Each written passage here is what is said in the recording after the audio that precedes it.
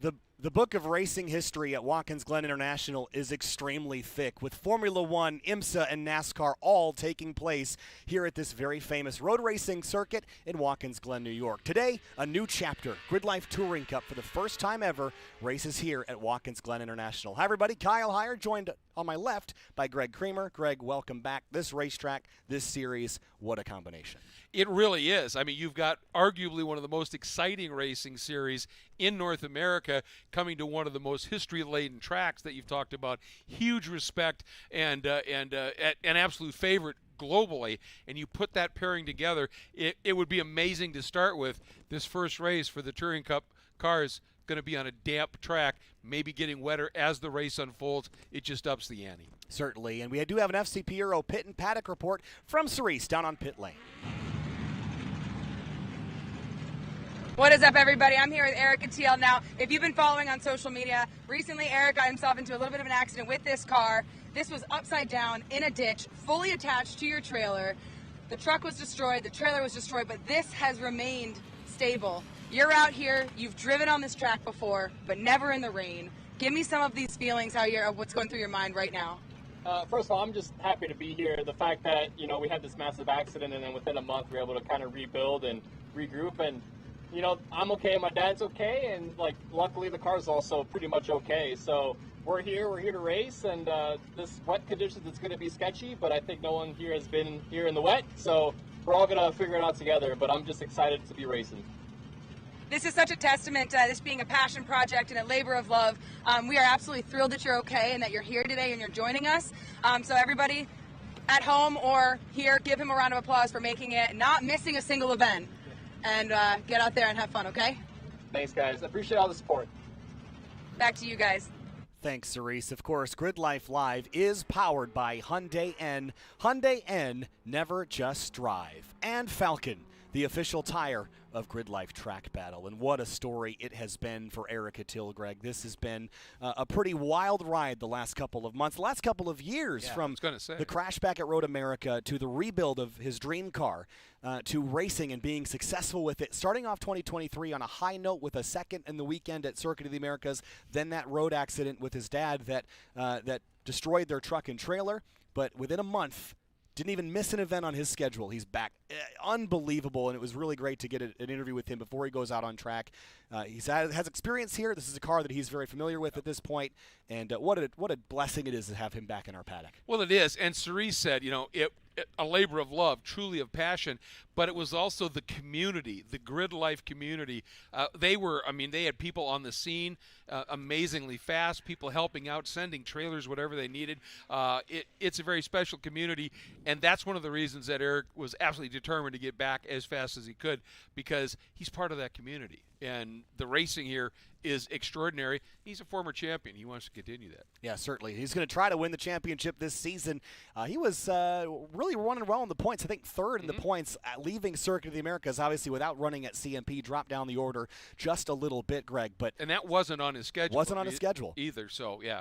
So he should be in good shape to continue battling for this championship, and rolling off down the order in 8th place is where he's going to start this race. So we'll see how it goes. Let's roll through, though, our Hyundai N track preview, Greg. Let's talk through a lap here at Watkins Glen International. 3.4 miles around this racetrack, and it all starts back in 1948, the street course here in Watkins Glen. This is where it started. 6.6 miles through the town on Franklin Street, up the hill, all the way to the Stone Bridge, and back around Big Milliken's Corner, back down to the front straight. But then in 1956, this is when the track as we know it started to kind of take shape. Exactly. The original permanent facility built here.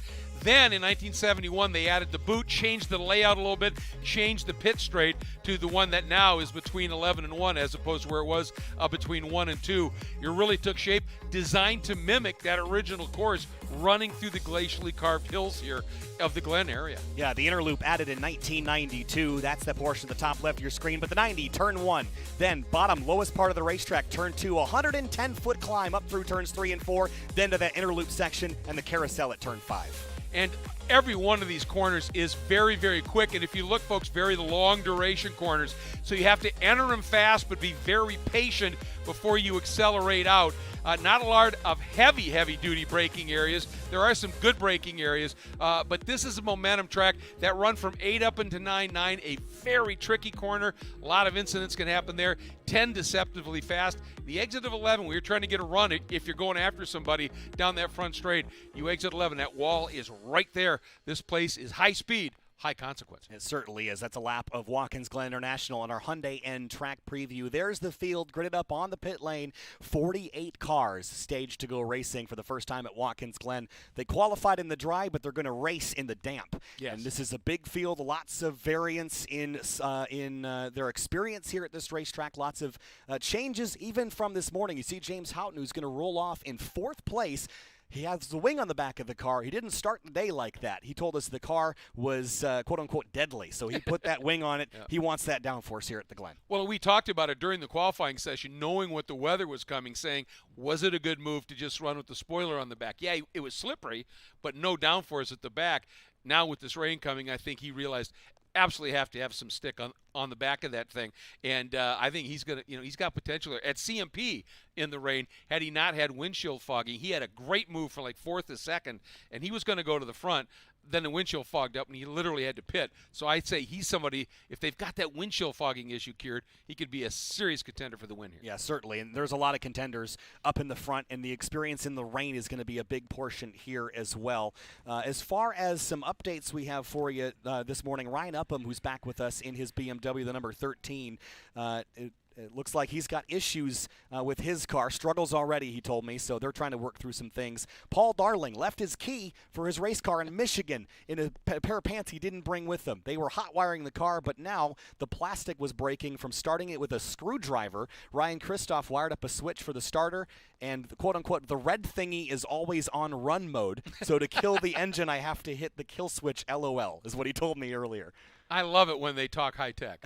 I love it too. It's great. And then some other updates we'll get to in a little while. But there's a good look at the 41 James Houghton, the K-tuned Acura TSX, the bullet-shaped car that everyone says should be the car to beat here, but we saw in qualifying that Paul Curley was the quickest driver. But in the dry, yeah, he did win. I think it was the driver that won. No, it was Swenson that won the rain race at CMP. But he was up in the mix, Paul Curley was. So the experience is going to pay dividends here because he's been here before. Yeah, absolutely. And the interesting thing was a gentleman named Tyler Pappas was very fast in that qualifying session, ended up getting DQ'd, and it was a completely unintentional deal. They've been having ECU issues on the car, and they knew they had an issue. They thought they had it solved, and after the session, when they tested, it was a little bit overpowered. So he's gone to the back, but Paul Curley was very quick. But how about Matan Rosenberg? This is his first, I think, front row qualifying effort. He started up front with the inversion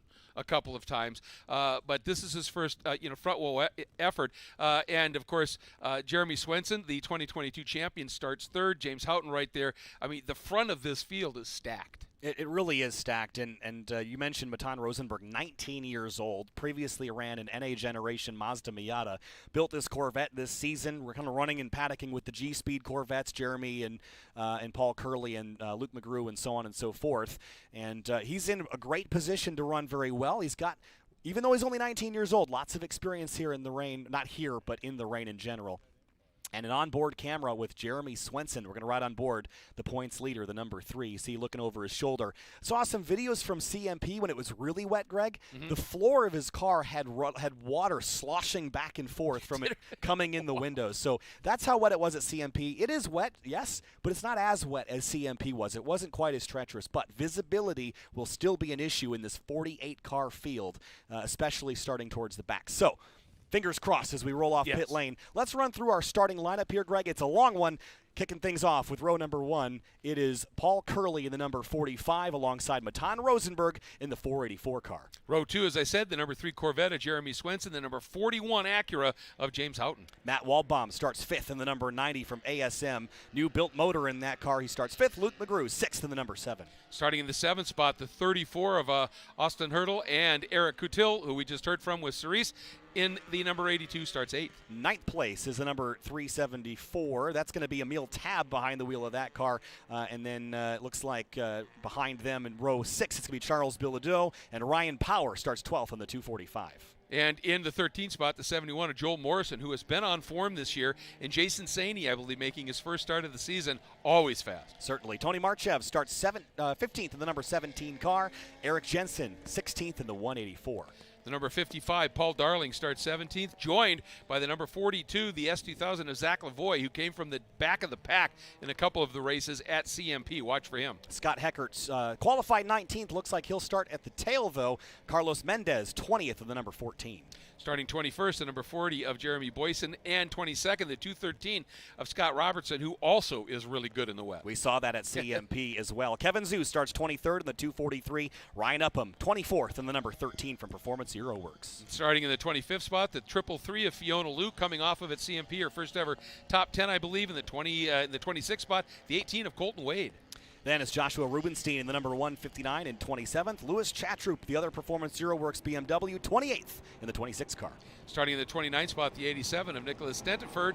And in the 30th spot, 79, Corey Mitchell. Lena Chin starts 31st in the number 917 from ASM. Adam Wood, 32nd in the all-wheel drive Subaru, the 207. Let's keep an eye on him. You bet. In the 33rd spot, it'll be the 22 of Peter McParland.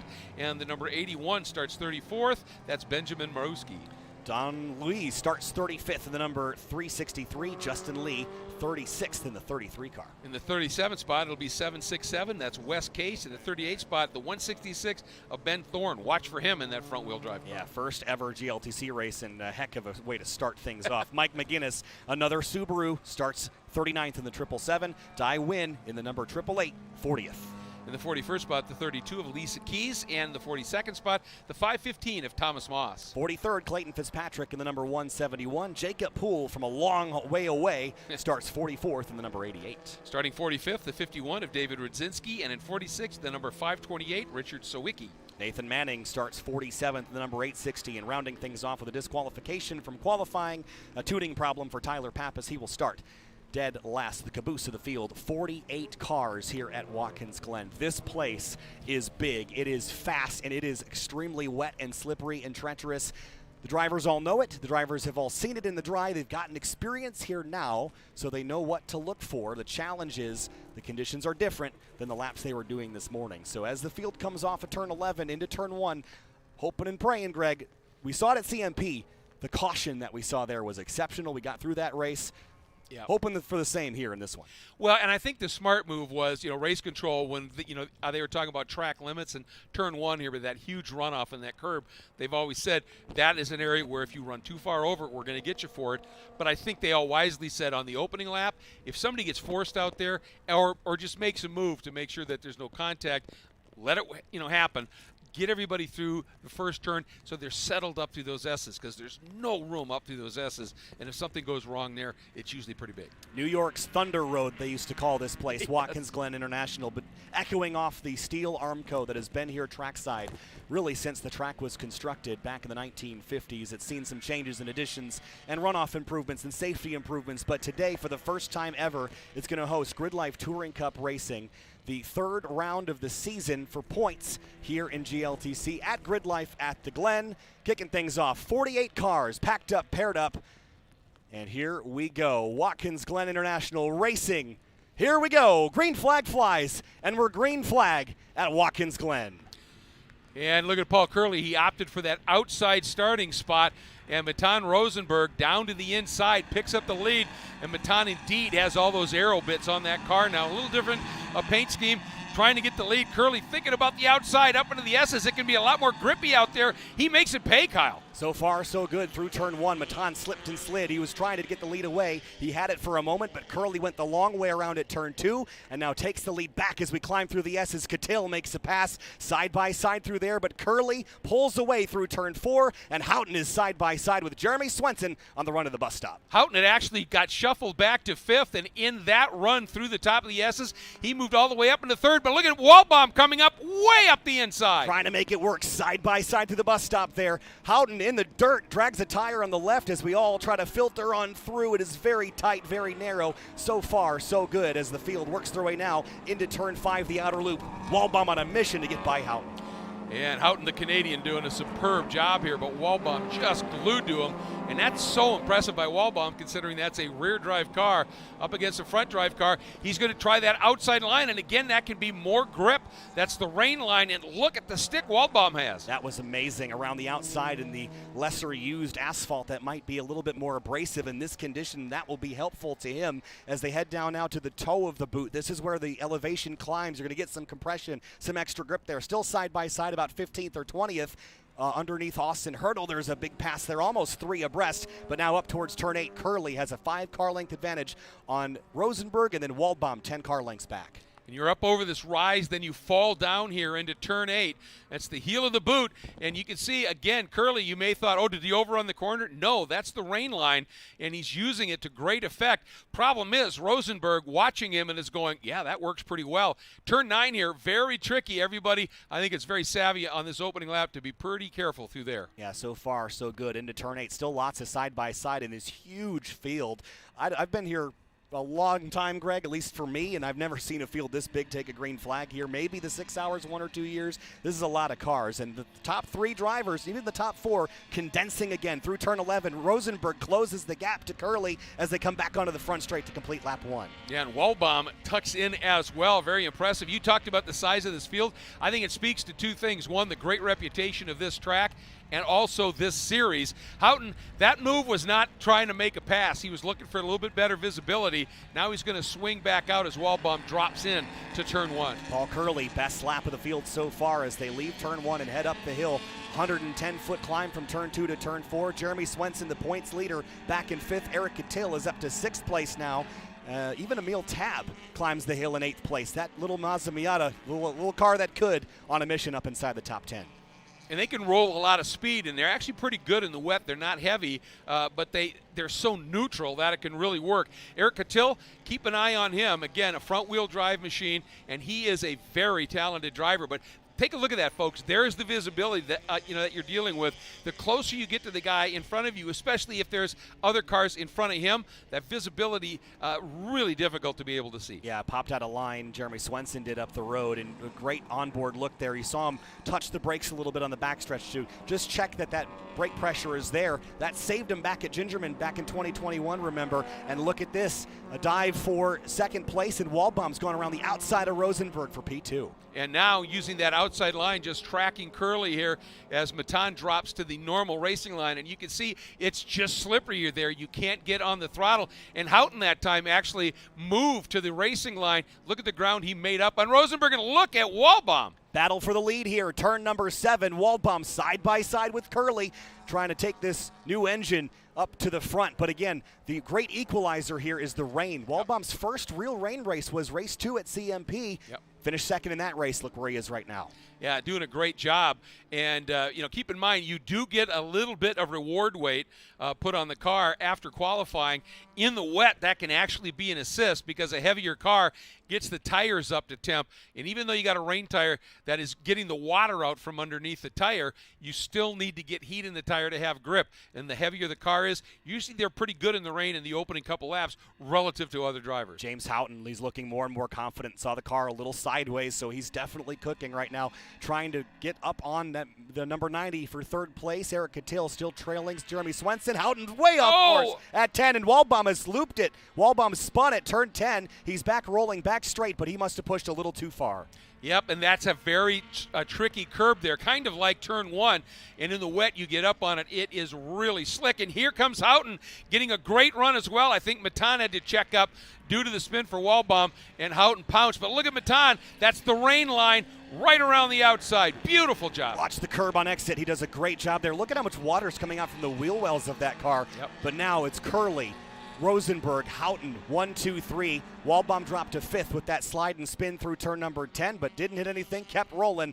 Up the hill, Houghton offline, finding the grip here at Watkins Glen. Rosenberg really tightened sideways there through turn 3. And did you see Houghton as he was exiting 1, he stayed left and got his left side tires right on the edge of the curb, gave him a big wiggle heading up the hill, threw him offline, and he suddenly found a ton of grip. And I think that may be the eye-opener for him going, get off the normal racing line. You're going to find more grip there. But Curley right now is making good a bit of an escape, isn't he? Yeah, there's a points battle shaping up in the background, too, between Swenson and Waldbaum, trying to make up points anywhere you can. A rain race that puts everyone off. This is the chance that you can make up some ground. But this battle for second continues to rage as Houghton gets alongside Rosenberg into turn number 6. Oh, and if James had been able to stay with him down into the braking zone, I think he would have found that grip again around the outside and been able to ramp it. And then you see Swenson now being massively hounded by Waldbaum, and behind him the white entry of Coutil right in the mix as well. This is a huge scrap for fourth. And Paul Curley has it all in the rearview mirror right now, and if he can keep it there, he'd be a happy guy at the end of this one. Waldbaum going the long way around at 7, around Swenson to try to get back up in this mix after his mistake a lap ago. He's doing as best as he can to undo that mistake. Tell you what a great top 10 we have right now in terms of experience. In 7th, Emil Tabb. He's been a long-time GRIDLIFE competitor. Power, a very substantial competitor. Luke McGrew, second in the points. Ryan Upham, a long-time competitor. Your top 10 is really stout. And on board again with Eric Coutil, chasing Jeremy Swenson up the hill. This is for 5th place that they're battling right now. And this is the onboard with Swenson as he chases Waldbaum. Some great onboard shots here, leaving turn number 9 and heading to turn 10. Here they are. Rosenberg still clinging to second place, but Houghton giving him all he can. Yeah, really pressuring him big time right now. And, of course, when they start battling, that helps Curley a little bit because they're going to be slowing each other down as Curley completes another lap. Houghton trying to go around the outside of Rosenberg as they come through 11. He might be there, and now he's got that outside line. Rosenberg knows how good it is, and let's see if Houghton now is willing to go in deep enough and do it. Now here comes Rosenberg, does the switch over. Wow. It's going to happen again maybe. Look at that. That was incredible. Rosenberg goes the long way around up on the curb. That's very slippery. He can't accelerate. Houghton drives away into second place. And you saw Rosenberg's car snaking. He did the absolute right thing. Do not give it any throttle. Wait till you get back on the racetrack. Give up that little bit of speed, but that opens the door up for Waldbaum. Yeah, he took that run and ran with it, Waldbaum did. He's side by side now with Rosenberg. That's tough to go through there side by side in the dry. They did it in the wet, but the battle for third now is on, and look at how much Houghton's run down Paul Curley. That's incredible. I wonder if Curley might have a little bit of an issue here. And Houghton now takes the look now into the inner loop, the bus stop as they call it. And his car should be really good through here because with the front drive, you just point it and squeeze it. Whoa! Waldbaum. Nice move by Waldbaum.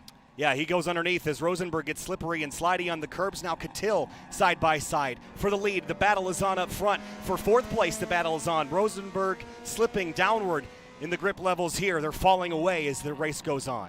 Yeah, and that one really costly for Swenson as both Waldbaum and Coutil able to get through, and that should push Swenson back into the 6th spot. And for the lead, Curley's got Houghton on the outside into turn 7. That's the toe of the boot. Houghton's gone the long way around and takes the lead away, the long way around the toe and accelerating away from Paul Curley. What a move, what a lap he's had in that 41 car. I think it might be that he finally got the heat in his tires, got the pressure right, and started to get the grip, and the handling came back to him. And I think he also discovered get off of the normal line, get on that rain line. He watched enough drivers in front of him drive that wider line through the corners and find the grip.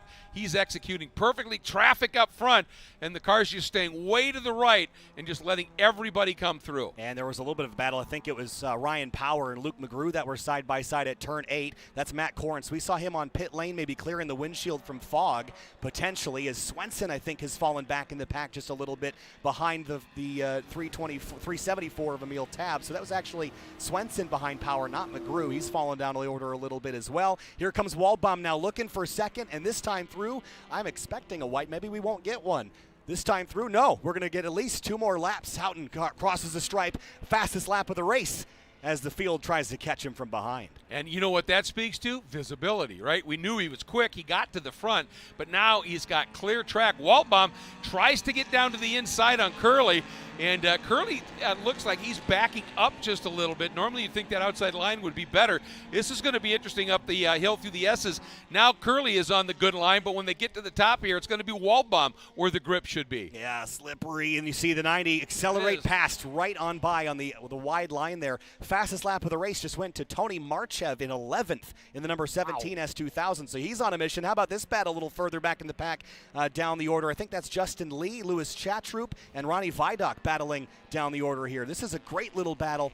I think this is beyond 20th place, so they're having a good scrap even back here. Yeah, and Ronnie Vidoc was well back in the order again. He had some issues in the morning qualifying session, but he came from near dead last, I think, up to the podium in the wet race at CMP. That car is really good in the wet. So is he. And there's that 207, Adam Wood in the Subaru here trying to get the all-wheel drive to grip up and go. Vidoc really sideways through one. Front-wheel drive, throttle up, drive away from it, but he had that tail of that thing hanging out sideways as Chatroop loses a spot to Adam Wood climbing the S's. Yeah, he has been, Vidoc has just been really fun to watch in damp conditions here, and just some absolutely great scraps going on as he continues to auger his way, quite literally, up to the front once again. Our timer is elapsing, which means we're going to get a white flag very soon, Greg. It could be next time by. James Houghton leads the way. There's the differential. It's about 15 car lengths over. Now, is that Waldbaum? Yes, in second. Curley back next. He's actually lost third to Eric Catil in the 82. What a story this has been for the 2020 GridLife Touring Cup champion. Well, and I wonder if for Curley, when he got past, if he started to deal with some visibility issues, because when he had clear track in front of him, he was pretty good. But I think as the other cars got quicker, got their tires up to temperature, and then he got past, and now dealing with visibility, it's going to be a problem. He's under attack now from, I think, Emil Tab is coming up as well. That's correct. The 374 car is approaching him. Very different builds, and Emil's up on the curbing there. Had to back out. It's extremely slippery over there. And right behind, Ryan Power, in only his second GLTC weekend, is hounding this group as they come across the stripe. White flag, 1 lap to go from Watkins Glen. And Ryan Power in qualifying had been dealing with an engine cutout, would just suddenly cut and then come back on. And he said, I'll just get out of the way in this one. Well, either they solve the problem or that engine cutout is acting like a little bit of traction control, because he's been really quick, knocking on the door of a top 5. And Emil still trying to get past this 45 car. Ryan Power following up the S's here right in the tire tracks of the 374, who tucks in behind. Very tight stuff. By the way, Waldbaum just ran the best lap of the race. Close that gap to Houghton. It's not over yet, Greg. Boy, is he really enjoying the feel of that car. And then you mentioned the new engine build. Everything's coming, and he is starting to fly. He is closing down on Houghton. The question is, does he have enough time? That was a big lockup there into the bus stop. He saved it. Catil now slots into third. Curley, Emil Tab, Ryan Power side by side for a moment into the bus stop, but they single file back out. And I'm not sure. I'm speculating here that Swenson, our points leader, sitting in the 7th spot. McGrew, second in the points, back in 9th, split by Rosenberg. They're all 3 vets. I don't know if that's an issue with the vet or if those 2 in particular are just being cautious here, knowing they've got points leads. They don't want to throw anything away. Yeah, on board there with Jeremy Swenson, who's fallen back behind Ryan Power. Big points implications. He's the leader, and every race counts in these championships. We saw that be the case last year with Jeremy and Andy Smedegard, who fought point for point all season long. And now just half a lap remaining to finish out our first wet race at Watkins Glen. Through turn 7, the toe of the boot, and heading up back towards home. What a way for these guys to make their debut at Watkins Glen in a race in the wet. And remember, for Waldbaum, that fast lap, you know what that means. Starts up front, clear track, if it's wet tomorrow as well, which is, quite honestly, a likely possibility. Yeah, you're right. We grid race 2 by fastest lap from race 1. So for Waldbaum and Tony Marchev, by the way, that'll be a really good position for them. Turn 8, Ryan Power kicking out sideways on the curbing here, but James Houghton in the number 41 won at Mid-Ohio last year in 2022. His first win since was at Carolina Motorsports Park. Put on the wing, changed the setup, and ran down Paul Curley. And even though Waldbaum is running him down, checkered flag will fly to the final corner here. In just 5 car lengths, it is closing, but it's not quite enough for Matt Waldbaum. Checkered flag. James Houghton out of Kitchener, Ontario, wins race 1 of GridLife Touring Cup at Watkins Glen. Waldbaum eclipses the fastest lap again. It'll put him on pole for tomorrow, but second best in this race. And Eric Catil, after the month he has had, the car upside down 4 weeks ago in a ditch on the side of a Tennessee highway, podiums in its first race back. Yeah, from 8th to 3rd. The other great drive, you talked about him, Tony Marchev started 15th, finishes 10th with possibly second fast lap. He could be outside of the front row. It's that crucial here. Just some remarkable driving up at the sharp end of this field, and some great drives back in it as well. We talked about a couple of the drives of the drivers that were able to really dig in and come up through the field, and I'm curious as to where Joel Morrison and Scott Robertson, we're looking at the entry there. Robertson up into 17th. Yeah, looks like it. Morrison 15th, Robertson 17th, Paul Darling 18th place. Didn't have to drive back to Michigan after all. That's a good thing. Top 20 after the night he had last night as the field comes back around. Checkered flag is waving and everybody making it back to the stripe. And welcome back, Emil Tab. Emil Tab up to 5th place. What a run. What a drive. And you see Austin Hurdle out 5 laps down, Matt Corrence 4 laps down, Scott Heckert at the bottom of the order there. Looks like Charles Bilodeau is going to hit pit lane on coming back to the checkers. I'm not sure if he meant to do that or not. But let's have a look at our race results here for GLTC race number 1 as the last couple of cars come across the timing and scoring. James Houghton wins it. Walbaum, Catil, Curley, Tab, then Power, Swenson, Rosenberg, McGrew, and Tony Marchev. What a drive by that driver of the number 17. Yeah, just superb. I mean, horrible visibility and just worked his way up, put in some really, really solid laps. But I think the guy that is the driver of the race is the 99 Ronnie Vajda, because I think he started dead last in the field. That's 48 cars. That's incredible. And has come all the way up into 20th. That's well over half the field he passed in these conditions. That is amazing. Here's a look at the rest of your running order. Adam Wood up to 24th in the 207. He started towards the back as well in that 207 car. 31st for him. Nick Steniford, 30th. Lena Chin, 29th. Ben Morosky in that brand new revamped Mini Cooper. He up in the top 30 as well.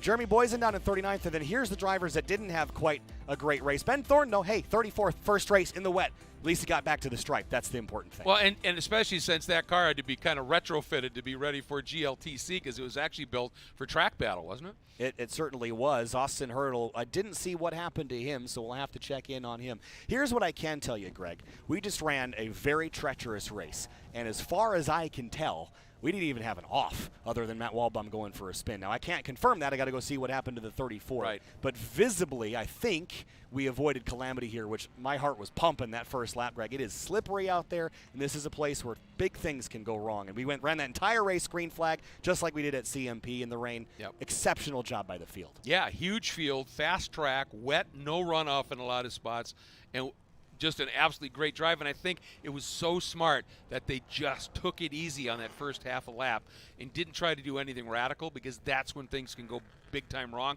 They just settled in, then put on a stunningly good race. That was amazing. And we saw the lead change hands a couple of times as now we go to the impound now, and everyone will get up on the scales and go away. And now we make sure we check the legality of the front runners, make sure everything's good there. But, Greg, that was a great race. And James Houghton returning to victory lane, and he's going to be a force in the championship. The biggest challenge for that car in the past was reliability, and they have gotten that car there. Well, and the nice thing, too, is in the wet, you don't strain the car as much, right? The loads aren't anywhere near as bad, and that doesn't hurt either. But I think Houghton is going to be really happy he opted to put that big wing on the back again. And I'll tell you, you could see him. He dropped back to 5th and then would move up and then would, struggle a little bit. But I really think it's once he got the heat in the tires and they came up to pressure and the handling went and he got the heat for the grip, he just started marching his way to the front. Yeah, the front drive really, really did help there. But you can see how wet. The track is truly wet now. Yeah. I mean, it is so yeah. puddling and everything. And it got, again, as it did at CMP, progressively worse, and the drivers just drove right through it. You think about it, Houghton front drive and certainly Coutil front drive, splitting them with fast lap of the race, a rear drive car.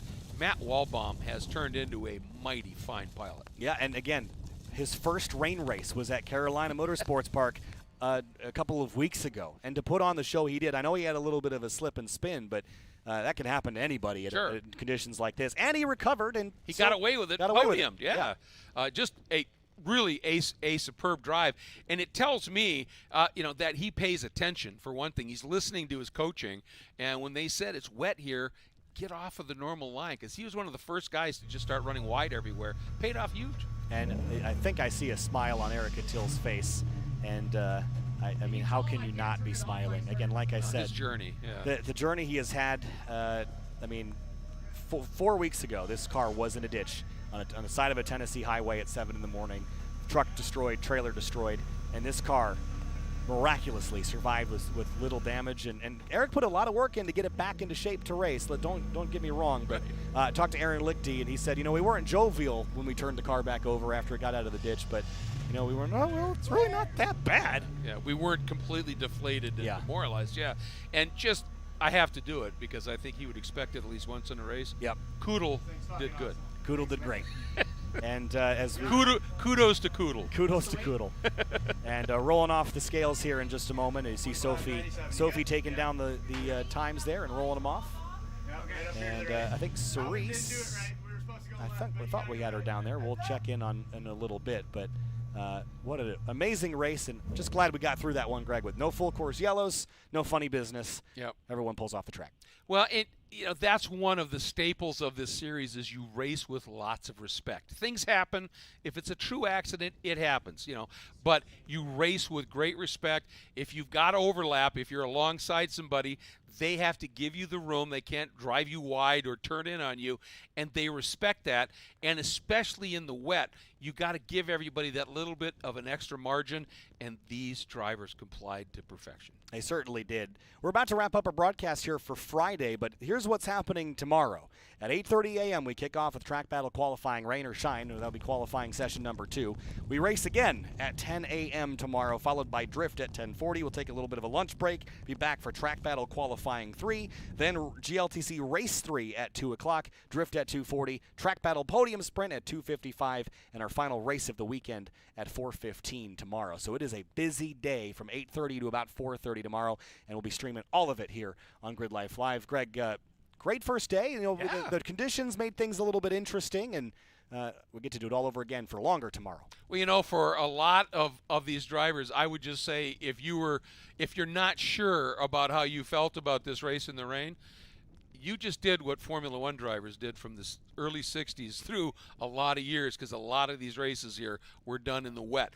You've driven this track, and they put on an absolutely fabulous show, as you said, with the exception of Matt Spent. Absolutely no issues, not a caution. It was superb.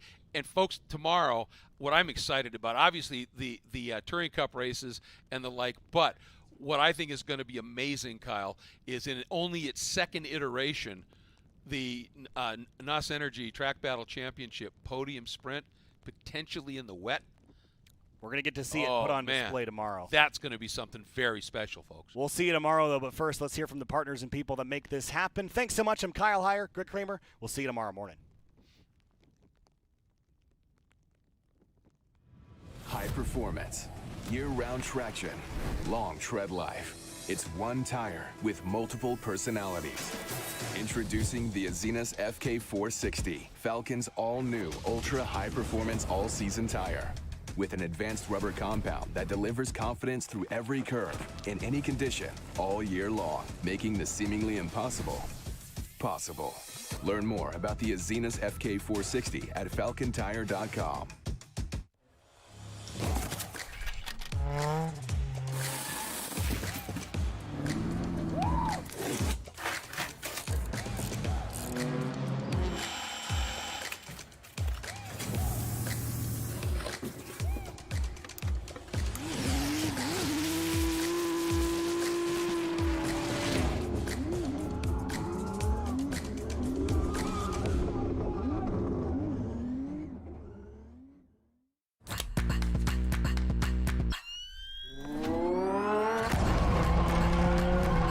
Did you energize yet today? It's time to NOS up. Get after it.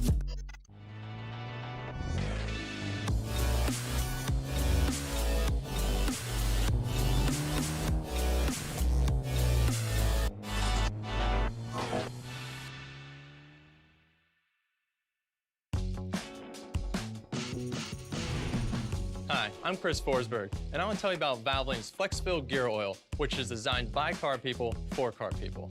It comes in a pouch, which is specifically made to work in tight spaces, and it saves me time versus the old pumping method, so I can focus on things like keeping my drivetrain running clean. Unlike the pump, the FlexFill pouch leaves no wasted oil and no wasted time. Plus, it keeps my garage nice and clean from any spills. All you gotta do is put the nozzle where you need some oil, give it a squeeze, and you're ready for the road. That's why I protect everything in my garage with Valvoline. Valvoline, trusted for over 150 years.